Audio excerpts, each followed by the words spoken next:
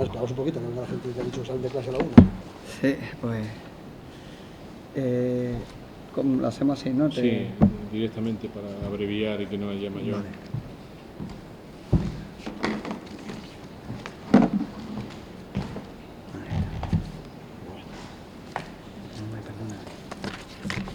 Tu nombre, que no me acordaba el apellido.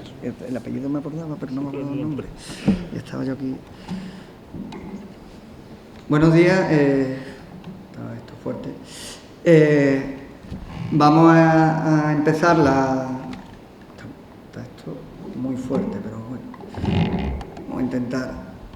Vamos a iniciar la sesión de hoy sobre presencia dosañista, en el caso sobre la novela histórica, y en este caso pues debemos dar la bienvenida a José Luis Corral, autor de la trilogía sobre la Guerra de la Independencia, reinado de Fernando VII, por estar con nosotros hoy aquí, agradecerle su presencia y sobre todo también pues agradecerle que pues nos pueda ilustrar sobre en esta presencia que sobre el 12 y la historia y la novela histórica pues estamos realizando desde la facultad y el vicerrectorado de producción cultural. Voy a darle la palabra a Jesús Maeso para que os lo presente. Muchas gracias, decano. En el día de hoy, esta facultad, mi facultad, se honra de tener la presencia del doctor Corral Lafuente, mi buen amigo José Luis, profesor de Historia Medieval y director del taller de Historia de la Universidad de Zaragoza. Quizás sea el historiador de nuestro país con más éxito en el género de la novela histórica. Y yo diría que es el buque insignia de todos aquellos historiadores que nos hemos dedicado a este género literario. Él me decía ayer fuera de micrófono que había comenzado su andadura literaria después de leer una novela de Gilbert Haït, que he hablado de él algunas veces en este mismo foro. Y a mí me pasó una cosa muy parecida. Yo en el año 66 o 68, no recuerdo bien, cuando apareció su Salón Dorado, lo leí y entonces yo acababa de terminar la carrera de Filosofía e Historia y pensé que podía hacer un remedio también de esa novela y hasta hoy. O sea que yo le debo a José Luis Corral mi vocación literaria. Su novela más conocida por todos es esta mencionada de Salón Dorado, El amuleto de bronce, El invierno de la corona, novela maravillosa. El Cid, Trafalgar, Numancia, El número de Dios, La prisionera de Roma y el exitoso último libro del Códice del Peregrino. Pero hoy lo tenemos aquí en la universidad, en nuestra universidad, para hablar de su trilogía que escribió hace unos años de Trafalgar, Independencia y El Rey Felón, donde hace una descripción y por medio de una arqueología histórica impresionante de la época o de los años anteriores al momento de las Cortes. Él nos sitúa esas novelas cuando aparece por Fuenterrabía el mariscal Guinot con el famosísimo ejército de intervención de la Gironda, y todo debido a la ambición desmedida de Godoy.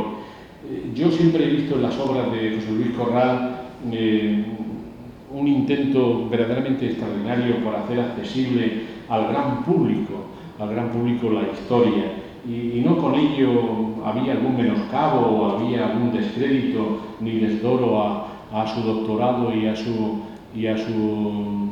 docencia en la Universidad de Zaragoza, y luego su gran capacidad de síntesis para resumir todos los eventos históricos que él novela. Pero para mí lo más importante de mi enorme amigo José Luis, al que lo tengo realmente en el corazón y una admiración tremenda como literato, es que José Luis ha hecho una cosa muy importante, y es que ha conseguido poner en el blanco los lugares de la memoria común de los españoles. Eso lo habían hecho otros novelistas históricos fuera de nuestro país, Marguerite Yourcenar, Robert Grace, Marie Renaud en Francia y en Inglaterra, y en España no faltaba. Y entonces comienza como abanderado pues esta nueva forma de entender la historia, y la verdad es que lo ha conseguido. Ha hecho que esos lugares de la memoria común española pues los haya centrado y los haya hecho tan accesibles al público español. Ese es para mí el enorme mérito que tiene la literatura de mi enorme amigo y gran amigo José Luis. Y como vamos de tiempo bastante fatal, yo no quisiera hacerme excesivamente pesado y decirles que nos va a hablar precisamente de la mitificación en la guerra de independencia de dos sitios de ciudades sitiadas por los franceses, que fueron Zaragoza, de la cual es natural aunque haya nacido en Daroca, y de Cádiz. Y seguramente pues verán cómo esos mitos que tenemos en nuestra cabeza y en nuestro corazón se van a poner en el lugar idóneo. Ahora les dejo con la palabra elocuente de mi amigo José Luis, agradecerte que nos hayas visitado a Cádiz y a esta facultad que es tuya. Bueno, buenos días, muchas gracias. Obviamente, señor decano, muchas gracias por estar aquí, por esta invitación a participar en este ciclo organizado por la Universidad de Cádiz y su Facultad de Filosofía y Letras, a la cual me siento muy ligado porque yo también pertenezco a otra Facultad de Filosofía y Letras, a la de Zaragoza. Gracias por tanto a la universidad, al decano, a la facultad y por supuesto a Jesús, a mi gran amigo Jesús Maeso, con el cual comparto muchísimas cosas, amistad hace ya tiempo, creencias literarias, creencias afectivas, creencias gaditanas, pasear por Cádiz ya en varias ocasiones, tomar una agua, una cerveza, un pescadito en alguna tarde de esas maravillosas de las playas de Cádiz con Jesús y con su conversación tan fluida, es fantástico. Quizá un poco exagerador que me haya comparado con los grandes de la novela histórica europea, pero bueno, es una cuestión de la amistad. Él sí que en verdad es uno de los grandes de la literatura histórica en nuestro país. Por cierto, con tan escasa presencia en las aulas universitarias, evidentemente Cádiz, no solamente por esta cuestión, sino por aquel encuentro que tuvimos hace ya, creo que fue en el 2005, en las presencias literarias, que estuve aquí precisamente en esta universidad, también hablando de novela histórica en aquel caso, pues es una excepción, pero en general la novela histórica no ha sido demasiado bien atendida, contemplada con lo que merece en nuestras universidades. Voy a comenzar, mientras se incorpora, me han dicho alguna gente joven que está por ahí saliendo de clase, ustedes me permitirán que comience leyendo un artículo, es cortito, un artículo de 1500 caracteres, que publiqué el miércoles 15 de octubre del año 2003 en El Periódico. El periódico se llama así, El Periódico. Periódico de Aragón, Periódico de Cataluña, bueno, todo ese grupo en cada lugar se llama según la autonomía o la ciudad en la cual se publica. Bueno, en el grupo El Periódico publico, como digo, les repito la fecha, 15 de octubre del 2003, este artículo. Lo titulé, entre interrogantes, patriotas o terroristas. Y dice así: invadieron el país asegurando que traían la libertad y que venían para librar al pueblo de las cadenas con las que los corruptos dirigentes locales los tenían amarrados. Entraron a saco, arrasándolo todo con su formidable maquinaria de guerra, empeñados en liberar a unas gentes a las que consideraban poco desarrolladas. Creían que los invadidos los acogerían con los brazos abiertos y que los aclamarían como libertadores tras siglos de tiranía y opresión. En el primer envite, y tras una enconada resistencia inicial, los invasores vencieron. Nombraron a un gobierno títere y durante algún tiempo fueron los dueños del país, al que sometieron a vejaciones, expolios y humillaciones sin cuento. Los nacionales que se negaron a someterse al dominio extranjero fueron considerados delincuentes y perseguidos y encarcelados, pero entre tanto lucharon contra el invasor con cuantas armas y estratagemas tenían a su alcance, incluidos atentados y sabotajes. Cuando 6 años después se marcharon los invasores, dejando el país hecho una ruina, a los nacionales que no habían admitido la sumisión al ejército ocupante los consagraron como héroes y patriotas. Se les erigieron estatuas y mausoleos y se pusieron sus nombres a calles y plazas. No me estoy refiriendo al ilegal ataque estadounidense y británico a Irak, sino al que Napoleón lanzó contra España a comienzos de 1808.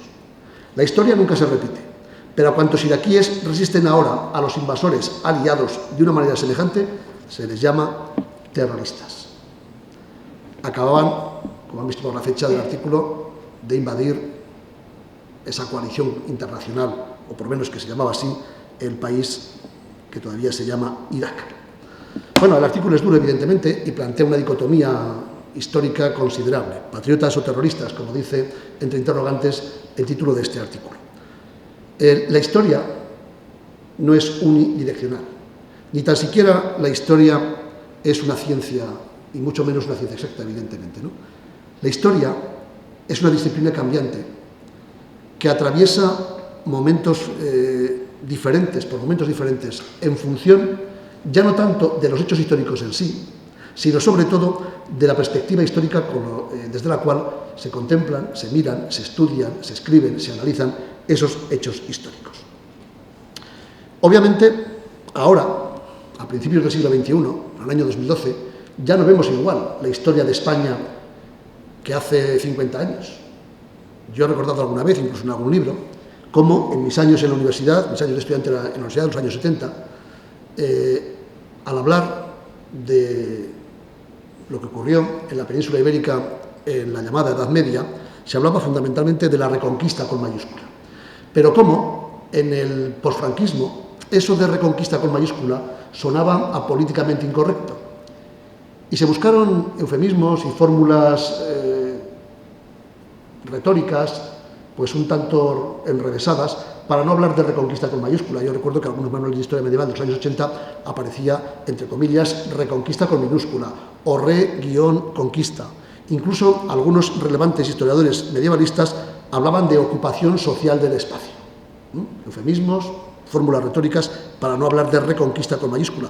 Lo mismo ocurrió, recordarán perfectamente, en el año 92, con el 5º centenario del descubrimiento de América. Lo que había sido conquista y evangelización de América pasó a ser el encuentro entre dos mundos. Es decir, ya no solamente la perspectiva del hecho histórico cambia en función del tiempo desde el cual escribimos y contemplamos el pasado, sino que también cambia sustancialmente la semántica que aplicamos, los términos semánticos que aplicamos para definir esos periodos históricos o aspectos determinados de esos periodos históricos. Desde luego, todas las fuentes históricas requieren de una revisión profunda. Lo comentábamos antes que en mi anterior presencia en esta universidad hablé precisamente algo al respecto, porque cada tiempo, cada generación, fíjense, cada generación, cada momento reescribe, reinterpreta, repiensa, reestructura el pasado.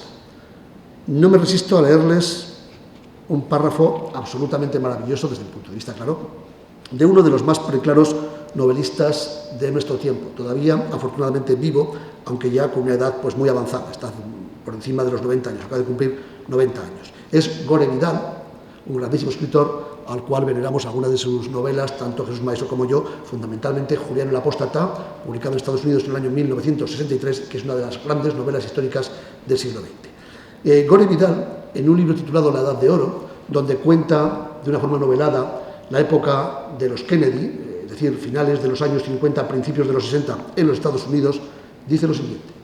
Lo dice en el epílogo de esta novela, ¿no? De esta Edad de Oro. Dice: al escribir La Edad de Oro me encontré en una situación atípica. Había vivido durante aquella época. Conocí a muchas de las figuras históricas que describo. Además, como alguien que ha crecido en Washington, había escuchado con atención las numerosas voces que suenan y resuenan en la galería de los susurros. Más tarde, ya adulto, escuché a varios de los protagonistas en otros escenarios. El aria de Eleanor Roosevelt sobre los celos, un párrafo de la novela, no es lo que me dijo en Hyde Park a principios de los 60, pero sospecho que lo que yo recuerdo que dijo está más cerca de sus auténticas palabras que una reconstrucción de un discurso de Pericles por un escritor tan grande, si bien tan interesado, como Tucídides. Fue entonces cuando descubrí que muchos osados escritores de ficción habitan en el bosquecillo de Clio. Con suerte, podríamos estar ahora a las puertas de una edad de oro para los historiadores que exima a los novelistas de volver a temas verdaderamente importantes. Yo creo que es un párrafo absolutamente magnífico de cómo los historiadores, en este caso los historiadores norteamericanos de los años 60 y 70, hicieron en España hemos hecho dejación, quizá un tanto insensata, de algunas funciones que nos correspondían. Por cierto, no sabrán ustedes que Tucídides, el famoso, junto con Heródoto, historiador griego, nunca escribió en sus textos, nunca habló en sus textos de la palabra historia. A partir de aquí, obviamente, la historia, damos ya la materia que nos ocupa, la historia se convierte en un arma ideológica formidable, bien utilizada por historiadores, bien utilizada por el poder político dominante en cada momento. Y en este país, en España, hemos utilizado la historia, se ha utilizado la historia precisamente como esa formidable arma ideológica e intelectual que en realidad lo es. Somos un país en ese sentido bastante extraño. Aquí celebramos las derrotas. Es más, a veces celebramos las derrotas de una forma entusiástica, demasiado entusiástica. A ningún inglés, a ningún británico se le ocurriría celebrar sus derrotas históricas, aunque ocurrieran hace 200, 300 o 1000 años. Aquí celebramos las derrotas antes que las victorias. Podríamos hablar de decenas y decenas de casos. Algún ejemplo contemporáneo. Los catalanes celebran el día de la Diada, el 11 de septiembre, y celebran su gran fiesta autonómica en conmemoración de un acontecimiento que supuso la pérdida de las, entre comillas, con muchas comillas, libertades medievales de los usos y las costumbres catalanes después de la Guerra de Sucesión. La entrada, como saben ustedes, de Felipe V, de las tropas de Felipe V en Barcelona. En Castilla y León, el 23 de abril, se celebra la derrota de los comuneros en Villalar. Aquí, yo les pondría dos ejemplos ya entrando en la Guerra de la Independencia, que son, creo, demoledores. Uno de la Guerra de la Independencia y otro un poquito anterior. Miren, en 1741 tuvo lugar en Cartagena de Indias, en la bahía de Cartagena de Indias, uno de los episodios, desde el punto de vista de a los que les interese la historia militar, más gloriosos de las armas españolas. Ese año, una armada británica formidable, probablemente la armada más importante que se había preparado hasta entonces, por lo menos en la época medieval y moderna, que estaba compuesta por 186 buques, navíos y buques de guerra, 186, 60 más que la famosa Armada Invencible de Felipe II. Bueno, 186 navíos y buques de guerra aparecieron ante las murallas de Cartagena de Indias para sitiar y tomar la ciudad. Había 23.000, exactamente 23.600 marineros y soldados británicos que tenían en esos barcos armados 2.000 cañones. Los ingleses acuñaron monedas con la leyenda: los héroes británicos tomaron Cartagena el 1 de abril de 1741. Y en el reverso, el orgullo español humillado por Vernon. Vernon era el almirante inglés que dirigía aquella flota. La defensa de Cartagena de Indias estaba en manos de uno de los grandes militares españoles del siglo XVIII. Se llamaba Blas de Lezo y era vasco. Blas de Lezo, con 22 batallas a sus espaldas, derrotó a la Armada británica y le causó una derrota formidable. Más de la mitad de los barcos británicos fueron hundidos y no volvieron nunca jamás a sus bases. Hablamos de un centenar prácticamente de navíos hundidos, un centenar. Esa moneda, esa medalla que había ordenado acuñar el rey Jorge II, obviamente no se cumplió. Estaba tan segura Inglaterra de su victoria que acuñó las monedas de la victoria, las medallas de la victoria, antes de que se cazara, como se dice vulgarmente, el oso. Cuando Vernon, derrotado, se retiraba, gritó, mandó un papelito y gritó: «Que Dios te maldiga, Lezo».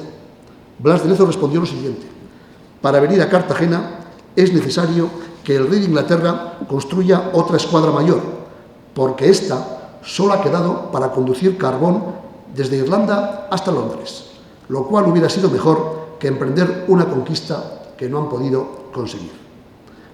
Jorge II prohibió, y así se hizo, hablar de esta batalla, como si nunca hubiera existido. La derrota de Vernon en Cartagena de Indias ante Blas de Lezo tenía 20 barcos y 3.000 hombres. Vean la desproporción prácticamente de 1 a 10, aproximadamente. Bueno, Esta victoria española y esta derrota inglesa en Cartagena supuso que España mantuviera el control y el dominio de los mares por lo menos hasta finales del siglo XVIII, o si ustedes quieren, hasta la famosa batalla de Trafalgar. El segundo caso, ya en los comienzos, o en los preámbulos, mejor dicho, de la Guerra de la Independencia, la batalla de Trafalgar. Inglaterra participa con 7 navíos, España con 15 navíos, más 18 franceses, en la armada combinada. España perdió 9 navíos, 9 frente a más de 100 los británicos. A Blas de Lezo en España no lo conoce casi nadie. Tiene una calle en Málaga, tiene una calle en San Sebastián, una calle en Pasajes, en el natural de Pasajes, alguna calle por ahí más en algún otro pueblo, en alguna otra ciudad de España, y hace un año se le puso una calle en Madrid, después de que un colectivo de historiadores, etcétera, pues firmara ante el Ayuntamiento de Madrid pues una especie de petición para que se le dedicara una calle a Blas de Lezo. Comparen lo que hizo Inglaterra con el héroe en Trafalgar, con Nelson, frente a lo que ha hecho este país con Blas de Lezo. Aquí conmemoramos de una forma absolutamente importante el centenario de la batalla de Trafalgar y nadie se acuerda de Blas de Lezo ni de la victoria más tremenda que probablemente las armas españolas han celebrado a lo largo de su historia. Nelson, el gran héroe británico; Blas de Lezo, el gran olvidado. Nelson hundió 9 barcos españoles, capturó 3 y hundió 6. Blas de Lezo hundió más de 100 barcos británicos. Los británicos han olvidado esa batalla, lo han borrado de la historia, han hecho aquello que llamaban los latinos, los romanos, la damnatio memoriae, y en cambio Trafalgar está por todas partes. El monumento más importante en Londres es Trafalgar, la plaza de Trafalgar Square es precisamente la columna en conmemoración de la batalla y el recuerdo a Nelson. Bueno, así es como se construyen evidentemente los mitos de un país y así es como se han construido en buena medida los mitos de la Guerra de la Independencia. La Guerra de la Independencia, a la cual, como ha referido Jesús Maeso, yo he dedicado una trilogía de novelas, Trafalgar, Independencia y El Rey Felón, una serie de novelas que recorren los años de la historia de España que van de 1805, de la batalla de 1804 comienza la novela, desde la batalla de Trafalgar hasta el final de la Guerra de la Independencia, son cruciales en nuestra historia y especialmente en nuestra historia contemporánea. Yo soy medievalista, no soy especialista en historia moderna y en historia contemporánea. También les confieso que no sé por qué escribí esa primera novela Trafalgar, no sé por qué. Se me ocurrió, quizá en alguna visita a Cádiz, por entonces, se me ocurrió escribir esa novela y a partir de ahí salió la trilogía, ¿no? Pero la verdad es que no entiendo todavía, no sé por qué se me ocurrió esta novela. Pero sí que es verdad que en el proceso de creación de esta trilogía, que ha durado, como ven, pues desde el 2002 hasta el 2009, 7-8 años prácticamente de estar cada cierto tiempo dándole vueltas a la Guerra de la Independencia, me he encontrado con una España empobrecida, con una clase dirigente egoísta, poco preparada, anclada en unas estructuras sociales muy rancias y desde luego incapaces, absolutamente incapaces de dar respuesta a la decadencia. Alguno puede incluso entender que esta cantinela le suene también a lo que ha podido ocurrir en España o a lo que está ocurriendo en España en los últimos años.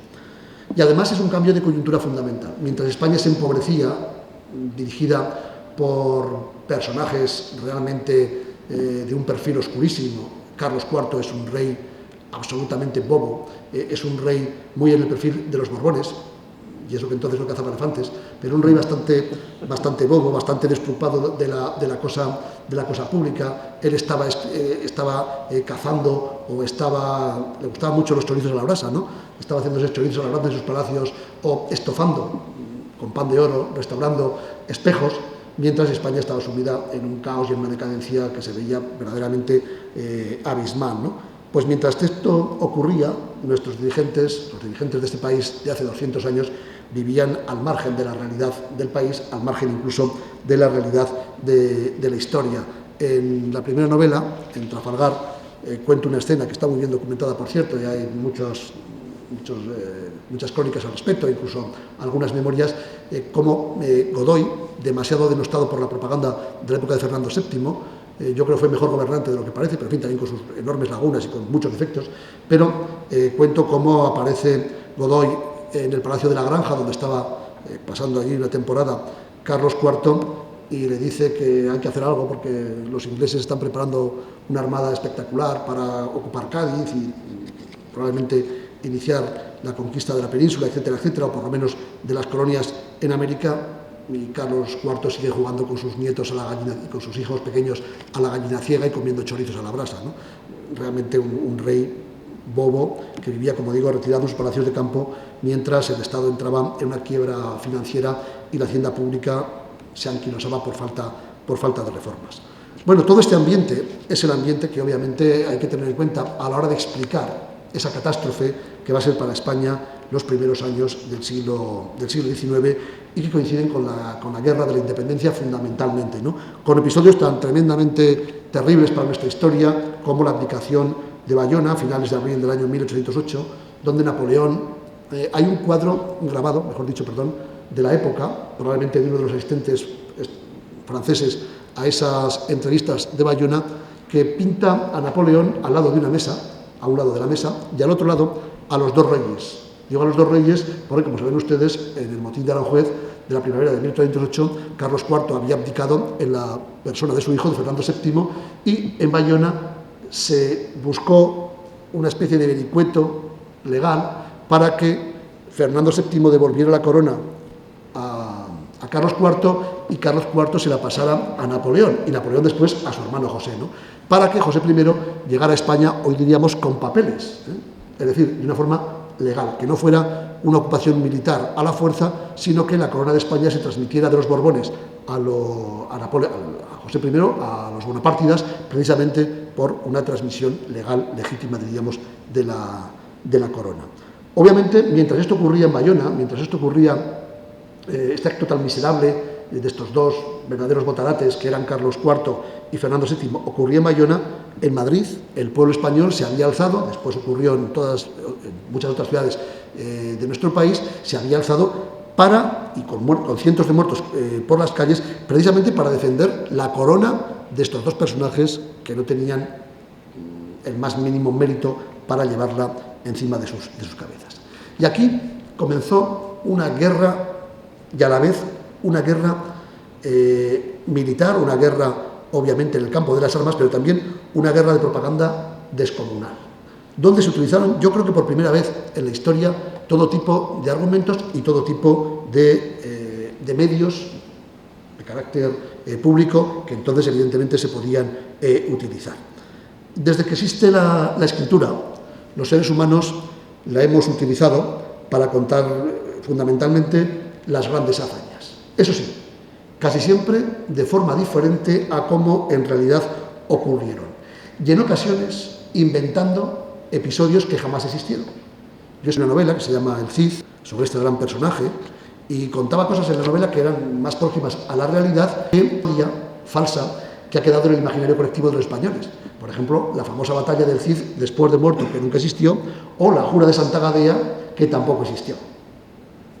Aspectos de propaganda de un régimen evidentemente medieval, de los romances medievales, han pasado a la historia del imaginario colectivo, siendo cuestiones absolutamente falsas e inventadas, por encima incluso de la propia historia. Pues bien, en la recreación literaria, en la recreación mítica del pasado de la Guerra de la Independencia, algunos autores han prestado un afán desmesurado por dotar a este episodio bélico de unos valores patrióticos imprescindibles para resaltar los valores de aquellos llamados en su momento defensores de la libertad, defensores de la independencia o defensores de los pueblos de las ciudades, en este caso que hablamos de Cádiz o de Zaragoza. En esa línea, la literatura, la pintura, el grabado y ya en el siglo XX, por supuesto, el cine, por ejemplo, han sido vehículos extraordinarios de expresión para magnificar momentos épicos de esta guerra que quizá y por primera vez sentó en la historia lo que yo llamaría las bases emocionales del sentimiento nacional, quizá como nunca antes había ocurrido. Por otra parte, cosa que en nuestro país habría que resolver, como decía antes Gore Vidal, de una forma urgente, la debilidad y falta de credibilidad de los historiadores dejó en manos de los escritores, en manos de los novelistas, la descripción de los hechos de la guerra. Y me refiero muy concretamente, en los últimos años del siglo XIX y los primeros del siglo XX, a don Benito Pérez Galdós, que con sus episodios nacionales cubrió un vacío, no un vacío historiográfico, pero sí un vacío de calidad literaria, de expresión historiográfica por parte de los historiadores españoles. Así como Trafalgar fue convertida por los ingleses, por los británicos, y a través de la batalla naval, evidentemente, como el gran episodio de su historia, como el episodio central que cambió la historia de Inglaterra. Hay una Gran Bretaña antes y después de Trafalgar. De la misma manera, los españoles, en ese imaginario colectivo, intentaron convertir los grandes episodios de la Guerra de la Independencia, el 2 de mayo, los sitios de Zaragoza, el asedio de Cádiz, en los grandes hitos y los grandes mitos de referencia de nuestra historia.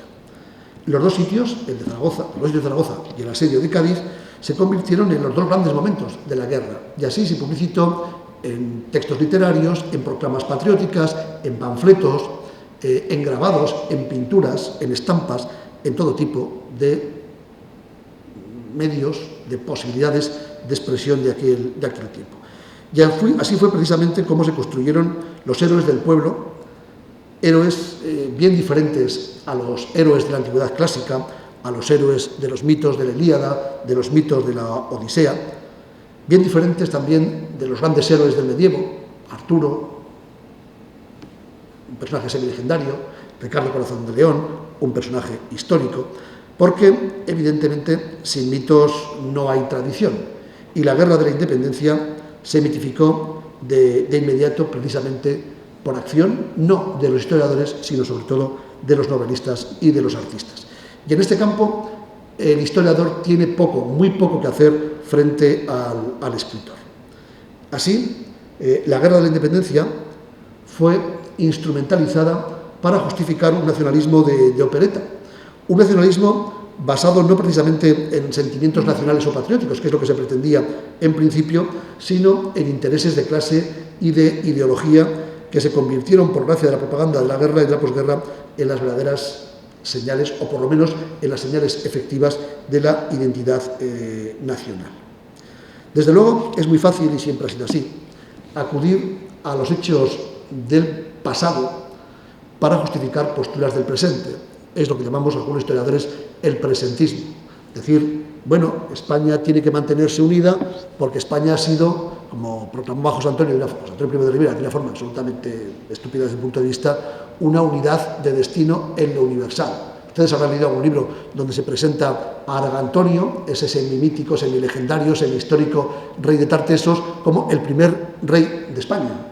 Ustedes habrán visto a lo mejor alguna serie de televisión, una de ellas llamada Memoria de España, donde el Homo antecesor, es decir, ese homínido, en otra rama extendida y por supuesto desaparecida de la humanidad, no la nuestra, no la del Homo sapiens, una rama de homínidos que desapareció, se le llama al Homo antecesor de Atapuerca, hace 800.000 años, como los primeros españoles, los españoles de Atapuerca, ¿no?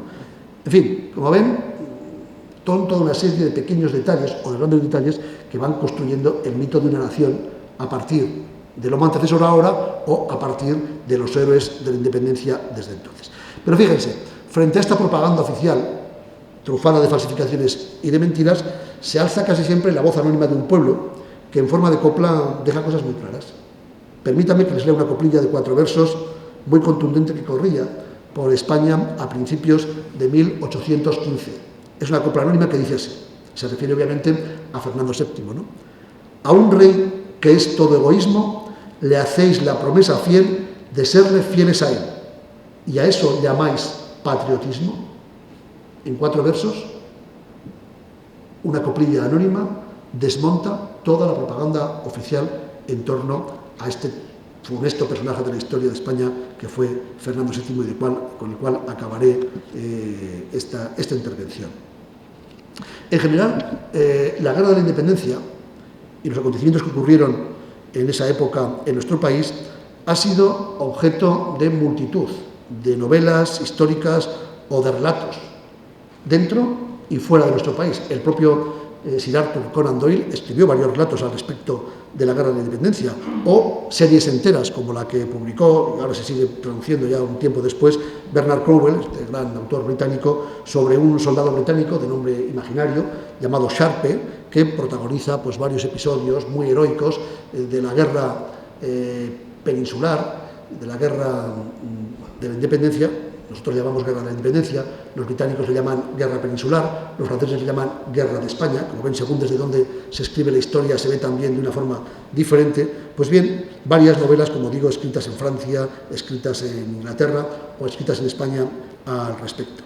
Obviamente, el gran autor español sobre esta cuestión es don Benito Pérez Galdós, con un total de 9 novelas de los episodios nacionales, desde la entrega tercera a la 11ª, son 9 novelas sobre la Guerra de la Independencia, alguna de ellas dedicada a Zaragoza, otra dedicada a Cádiz, a Gerona, bueno, a los grandes episodios, ¿no? Algunas a personajes como Juan Martín el Empecinado o como la Batalla de Arapiles. En este segundo centenario de la Guerra de la Independencia han aparecido también en nuestro país pues, varias novelas, en ocasiones verdadero aluvión de relatos literarios, ¿no?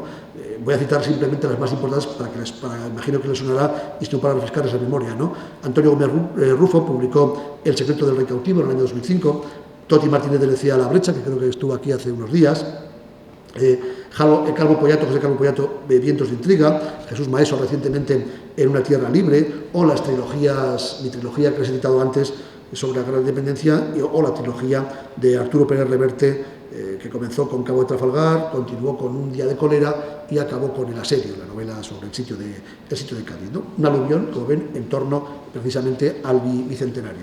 Con el cine ha ocurrido algo realmente también parecido, ¿no? En el cine la mitificación todavía ha sido mayor, si cabe, que en la literatura. La Guerra de la Independencia ha generado más de medio centenar de películas. La mayoría de ellas están analizadas, muy bien analizadas, en un libro de Jesús Maroto de las Heras titulado Guerra de la Independencia, imágenes en cine y televisión, que se publicó en el año 2007. De ellas, algo menos de la mitad, una veintena, son producciones españolas. Esperpénticas, bastante esperpénticas. Yo le recuerdo algunos títulos como Lola la Piconera del año 51 o Carmen la de Ronda del año 59, que en fin, plantean una guerra de la independencia folclórica, más dentro de ese primer franquismo de los años 40, principios de los 50, que presentaba una España de pandereta y de mujeres y de hombres pues más de romances románticos que de la verdad histórica, ¿no? En el año 2008 se estrenó una película de José Luis García sobre los episodios del 2 de mayo en Madrid y bueno, sin demasiado éxito, por cierto, y otro tipo de películas pues han ido un poco en esa dirección. Obviamente las películas dirigidas, algunas sobre novelas, sobre buenas novelas, por extranjeros, ingleses, británicos, norteamericanos, etcétera, plantean un panorama de la Guerra de la Independencia absolutamente diferente, ¿no? Les sonará a ustedes mucho una película titulada, para mí delirante, en su guión, titulada Orgullo y Pasión, que dirigió en 1957 Stanley Kramer y que protagonizaron Gary Grant, Frank Sinatra y nada más y nada menos que Sofía Loren, en la cual un oficial inglés recorre media España con un gran cañón y con muchos guerrilleros portando ese enorme cañón con la misión de derribar las murallas de Ávila, ¿no? El guión es esperpéntico y la visión que da, como lo dan los novelistas ingleses, es que prácticamente los españoles no intervinieron en la Guerra de la Independencia, que fue una guerra peninsular en la cual combatieron casi en exclusiva las tropas británicas con las tropas francesas. Les he dicho que fue una época realmente tremenda para nuestra historia, una época crucial para nuestra historia, porque fue la época de la gran esperanza frustrada. Pasamos de dos mitos, de un mito fantástico que se vivió en esta ciudad, el mito de las Cortes de Cádiz, que ahora estamos conmemorando y celebrando, a el esperpento del rey Felón, de Fernando VII. Fíjense, Fernando VII, en ese imaginario historiográfico español, ocupa un lugar importante, para que vean cómo entre los historiadores españoles ha calado la figura de este personaje. Hace 5 años, la revista Muy Historia hizo una encuesta entre 30 historiadores españoles, entre los cuales me encontraba yo, ¿no? La pregunta era la siguiente. Nos pedían que diéramos una lista de los 5 peores españoles de la historia. Valía también personajes de la época en la cual España no era España. Me refiero a la Edad Media, donde España no existía ni se la esperaba. La pregunta era el español, que dijéramos el español más villano de la historia. Pásmense, de los 30 historiadores profesionales preguntados, 29 citaron entre los 5 a Fernando VII y 28 a Francisco Franco. Es decir, Fernando VII le ganó a Francisco Franco por un voto. Fue el más votado.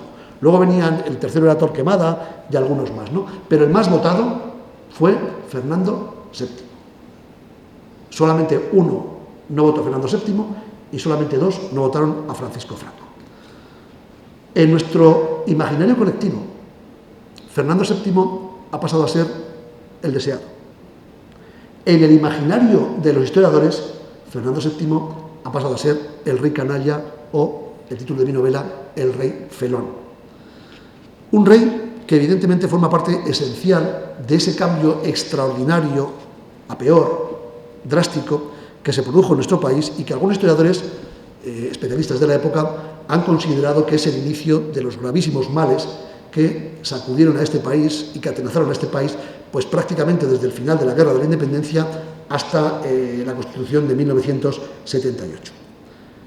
Un rey que en el exilio vive en una auténtica jaula dorada, en el Palacio de Valencé, donde disfrutaba de grandes lujos, una vida regalada, jugar al billar, a los naipes, galantear, leer algunos libros. Y para que vean lo que es la propaganda de la guerra y lo que es la mitificación de la Guerra de la Independencia y cuando interesa el cambio radical del mito. Fernando VII, cada vez que le llegaba la noticia a su retiro dorado en Valencé, al lado de París, llegaba la noticia de que Napoleón había derrotado al ejército español o a los españoles en una batalla en la península ibérica, en España, mandaba una carta de felicitación a Napoleón. Le daba la enhorabuena por la victoria. Obviamente Napoleón, utilizando esa propaganda de la guerra, lo que hacía era publicar la carta del rey cautivo, de Fernando VII, en las revistas de historia, en las revistas del régimen napoleónico. El Monitor era la revista más importante y allí, en la primera página de algunos números de esta revista mensual, aparece alguna vez una carta de Fernando VII felicitando a Napoleón por sus victorias en España. Por tanto, un rey canalla.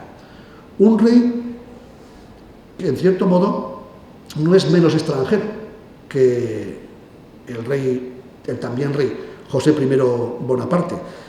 La propaganda política acusó a José I de ser un rey lleno de vicios, que por cierto no tenía. Tenía muchos, pero no de los que le acusaban, ¿no? Le acusaban de borracho. Recuerda aquella coplilla de Pepe Botella baja al despacho, ahora no puedo que estoy borracho, decía la coplilla. Pepe Botella, José I, era abstemio, no bebía. No le gustaba la comida española. A él le gustaba una comida de otro tipo, ¿no? Una comida napolitana, una comida francesa, pero no le gustaba la comida española. Decía que tenía mucho ajo y mucho aceite, y en cambio comía comida española para, bueno, parecer un español más, ¿no? No le gustaban algunas fiestas españolas, como las corridas de toros, y asistía a corridas de toros. Pero todo eso, todo ese intento de acercamiento, desde luego con una postura falsa, con una postura política, pero de acompañamiento, de acercamiento al pueblo español, no lo recogía la propaganda antinapoleónica, la propaganda antibonapartista. Se cambiaba por completo las ideas, las creencias, los gustos, incluso o las costumbres del propio rey, ¿no? Un rey felón, Fernando VII, que mancilla la soberanía popular de una forma lamentable. Saben ustedes que el 24 de septiembre de 1810 se aprobó un decreto por el cual se asentaba que la soberanía nacional reside en las Cortes. Por eso, la abdicación de Bayona no es contemplada legalmente por las Cortes de Cádiz, porque entienden que ha sido una abdicación que no le correspondía al rey, porque los reyes no podían traspasar la corona, ya que no tenían la potestad para hacerlo, puesto que la soberanía residía en el pueblo español. Bueno, acabada esa sesión, los diputados se dirigen a la iglesia de León, todavía estaban en San Fernando, no habían pasado al interior de Cádiz, a la zona de Cádiz, donde todos los diputados juraron defender la religión católica, apostólica y romana, la integridad del territorio nacional, el trono de Fernando VII y el desempeño fiel de su cometido. Al margen de lo que realmente estaba ocurriendo en la realidad, un rey felón, un rey mendaz, un rey canalla, Y aquí, como si no pasara absolutamente nada, ¿verdad? Un rey que fomenta la incultura y que obviamente provoca que este país haya tenido un retraso secular, y camino llevamos de continuar esa senda si las cosas no cambian, precisamente por la falta de intervención, de apoyo a la educación. Fíjense, un diputado conservador hizo imprimir una cuartilla, obviamente muy en consonancia con las ideas de Fernando VII, que repartió en una de las sesiones de diputados y entre los invitados, en la cual copió unas frases que aparecen en un catecismo español del año 1808, en las que se leía lo siguiente. Decía el catecismo: soy español por la gracia de Dios. ¿Qué quiere decir español? Hombre de bien. ¿Cuántas obligaciones tiene un español? 3. Ser cristiano, defender la patria y mostrar lealtad al rey. ¿Quién es nuestro rey? Fernando VII.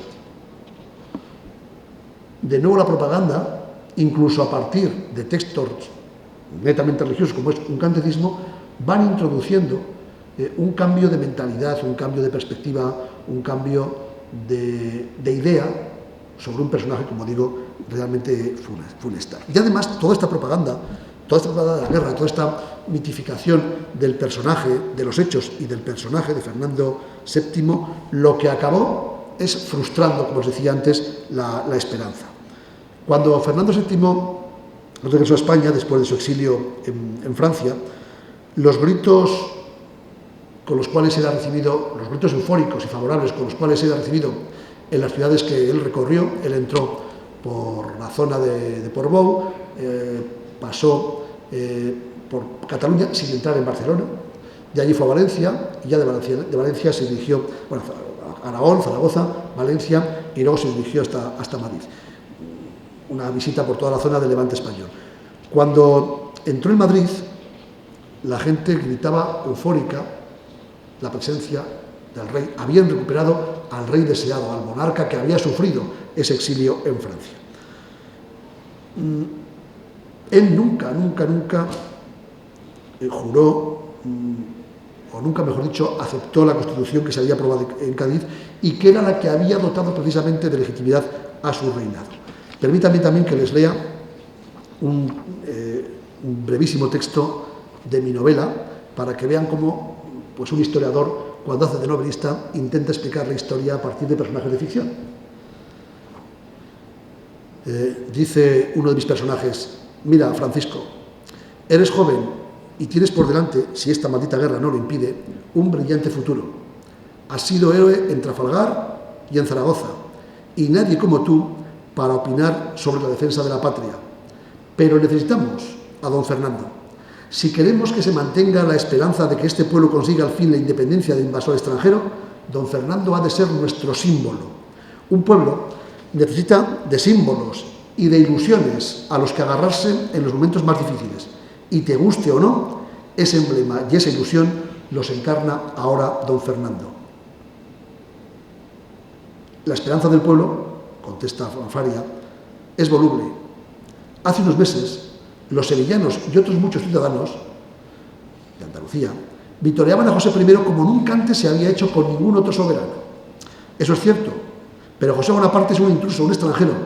Por muy bien que gobernara, por mucha paz y felicidad que aportara a este país, la gente de aquí jamás lo aceptará. Haga lo que haga, siempre será un soberano impuesto por la fuerza de las armas. Y no lo fueron los Borbones, contesta Faria. Felipe V fue rey porque ganó una guerra. Siempre ha sido así. Para que este personaje tan abyecto, para que este personaje tan canalla y tan felón fuera el deseado, obviamente hubo muchos colaboradores necesarios, cómplices necesarios de las felonías y de las fechorías de Fernando VII. Una clase, como os he dicho antes, dirigente, egoísta y pagada de sí misma, como probablemente no lo ha habido en la historia de España desde la época de la nobleza castellana de la Baja Edad Media. Una nobleza ensimismada en un pasado que nunca fue, un pasado heroico, que nunca existió, que nunca fue. Un ejército desvertebrado y sin ideales. Una burguesía conservadora que no fue capaz, era escasa, no muy potente, pero que no fue capaz de poner en marcha la renovación que necesitaba el país. una iglesia rancia y anclada en el conservadurismo más extremo. Unos intelectuales, la mayoría, algunos no, pero la mayoría de opereta y obviamente una base social, un pueblo tremendamente inculto. Y la gente, bombardeada con esta contrapropaganda, parecía encantada con este rey que acababa de llegar del exilio. Recitaba coplas, canciones, letrillas creadas en su honor. Sorprendentemente, estas coplas se repetían una y otra vez en las ciudades por donde pasaba Fernando VII, hasta el punto de que la gente se las sabía de memoria porque los agentes del rey, de nuevo la campaña de propaganda, la campaña de mitificación de los héroes que no lo fueron en la guerra, actuaba de forma pues muy potente y muy precisa.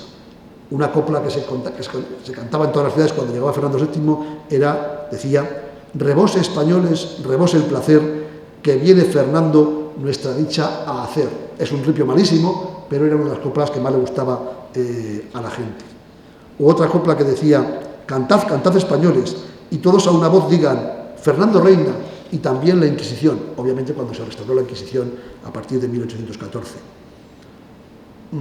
O como algunos manifiestos muy difundidos, muy publicitados, digamos, hoy en día por toda España, en concreto el famoso manifiesto de los persas, criticaba todo lo que se había aprobado en Cádiz, en las Cortes de Cádiz, y postulaba una vuelta al viejo régimen absolutista. Hay dos frases que son absolutamente tremendas de este manuscrito, de este manifiesto de los persas, que dice: la monarquía absoluta es obra de la razón y de la inteligencia. Está subordinada a la ley divina, a la justicia y a las leyes fundamentales. Así que el soberano absoluto no tiene facultad de usar sin razón de su autoridad, derecho que no quiso tener el mismo Dios. Imagínense, ¿no? Así es como se convierte a un personaje tan absolutamente tremendo como este en un rey populista y hoy diríamos mediático. ¿Le suena?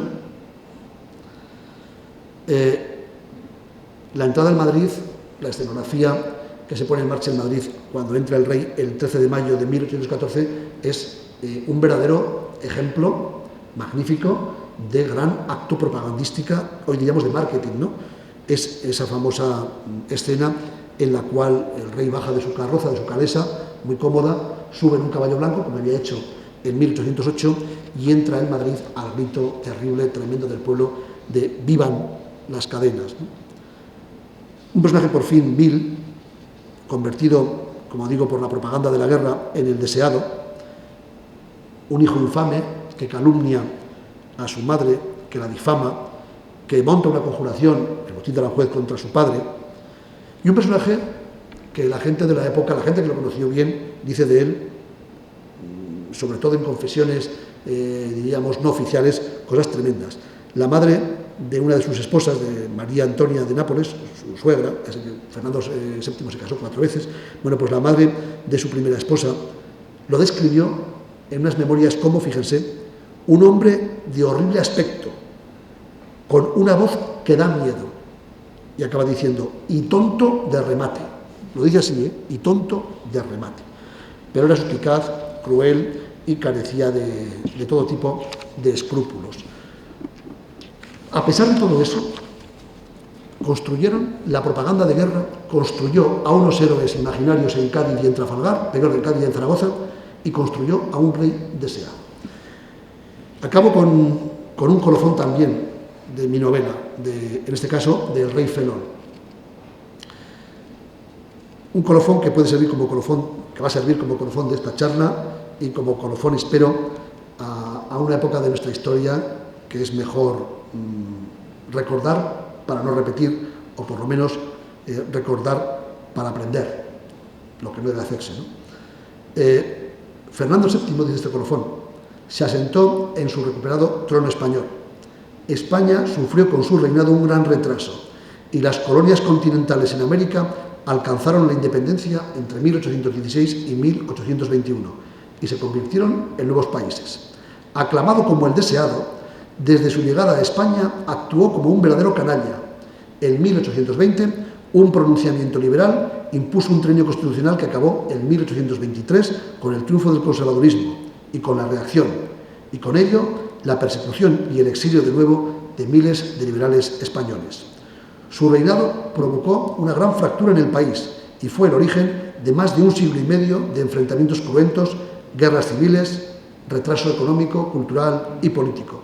Fue llamado el rey felón y sin duda ha sido el monarca más indecente de toda la historia de los reinos y estados de la península ibérica. Para muchos historiadores fue el principal culpable de la raíz de los males que han asolado España en los siglos XIX y XX. Tras aquel periodo de guerras, tan magnificadas por la propaganda, por la literatura, parecía que Europa había llegado ya al máximo del paroxismo bélico. Saben que no fue así. Les recuerdo que el siglo XX ha sido el siglo más cruel y más terrible de la historia de la humanidad. Incluso a finales del siglo XX, en pleno corazón de Europa, en los Balcanes, en los años 89, 90, 91, se seguía matando gente y con genocidios realmente terribles. Yo espero que la mitificación de los crímenes y de los criminales no convierta a estos criminales de guerra en héroes patrióticos. A veces la propaganda lo ha conseguido. Bueno, nada más, muchas gracias.